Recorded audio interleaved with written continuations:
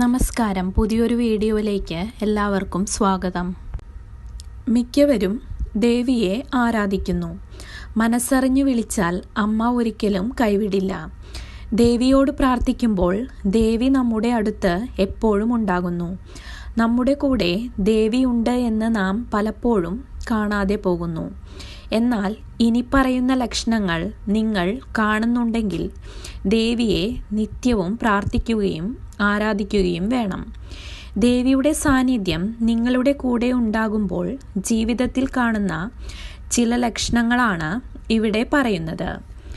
ദേവി നമുക്കൊപ്പം ഉണ്ടാകുമ്പോൾ നാം കാണുന്ന ലക്ഷണങ്ങൾ എന്തൊക്കെയാണെന്ന് നോക്കാം. ഒന്നാമത്തേത്, സ്വപ്നം കാണുന്നത്. പലപ്പോഴും നാം ദേവീദേവന്മാരെ സ്വപ്നം കാണാറുണ്ട്. ദേവീദേവന്മാരെ ആരാധിക്കാതെയും നമുക്ക് സ്വപ്നദർശനം നടത്താറുണ്ട്. ഇത് എന്തുകൊണ്ടാണെന്ന് ചിന്തിച്ചിട്ടുണ്ടോ? ഇതിന് കാരണം മുൻജന്മങ്ങളിൽ നാം ദേവിയെ പൂജിക്കുകയും ധ്യാനിക്കുകയും ചെയ്തിരുന്നു. അതിനാൽ അവരുടെ അനുഗ്രഹം ഇപ്പോഴും കൂടെയുണ്ട് എന്നതിൻ്റെ സൂചനയാണ് ദേവീദേവന്മാരെ സ്വപ്നം കാണുന്നത്. ഇങ്ങനെ നാം ദേവീദേവന്മാരെ സ്വപ്നം കാണുന്നത് വളരെ ശുഭമാണ്. അതിനാൽ ദേവിയെ നിത്യവും പ്രാർത്ഥിക്കണമെന്നാണ് ഈ സ്വപ്നദർശനത്തിലൂടെ നാം മനസ്സിലാക്കേണ്ടത്. ഇത്തരം സ്വപ്നം കാണുന്നത് വളരെ ഭാഗ്യമുള്ളവരായിരിക്കുമെന്നാണ് പറയപ്പെടുന്നത്. രണ്ടാമത്തേത്, ബ്രഹ്മമുഹൂർത്തത്തിൽ എഴുന്നേൽക്കുന്നത്. ശാസ്ത്രപ്രകാരം മനുഷ്യർ ബ്രഹ്മമുഹൂർത്തത്തിൽ എഴുന്നേൽക്കണമെന്നാണ് പറയാറ്. എന്നാൽ ഇന്നത്തെ കാലത്ത് പലർക്കും ഇത് പ്രാവർത്തികമാക്കാൻ സാധിക്കുന്നില്ല. എന്നാൽ ചിലരെങ്കിലും അറിഞ്ഞോ അറിയാതെയോ ബ്രഹ്മമുഹൂർത്തത്തിൽ എഴുന്നേൽക്കുന്നുമുണ്ട്. നമ്മുടെ ഉള്ളിലുള്ള ദൈവിക ശക്തിയുടെ പ്രഭാവത്തെയാണ് ഇത് സൂചിപ്പിക്കുന്നത്. നിങ്ങൾ ദേവിയെ ഉപാസിക്കുന്നവരാണെങ്കിൽ പതിവായി ഇങ്ങനെ ബ്രഹ്മമുഹൂർത്തത്തിൽ എഴുന്നേൽക്കുന്നുവെങ്കിൽ ദേവീക്ഷേത്ര ദർശനം നടത്തണം.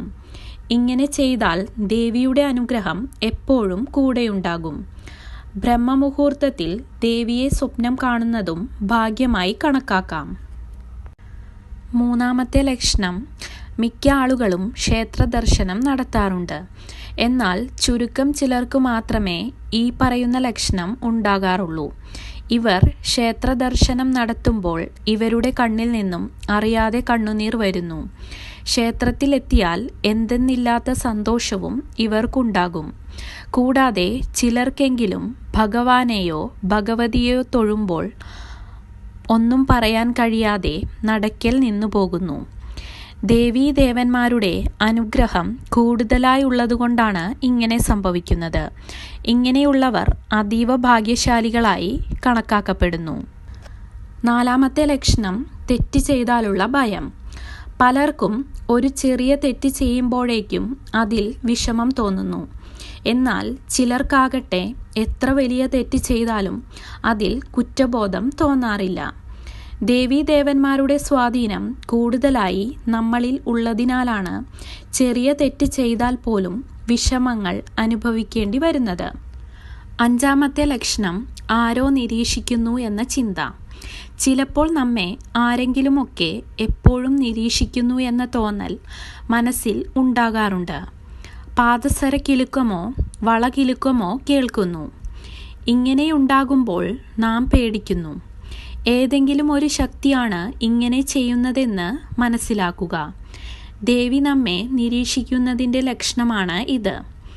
ഇങ്ങനെയുള്ള അനുഭവങ്ങൾ ചുരുക്കം ചിലർക്ക് മാത്രമേ കാണാൻ സാധിക്കൂ.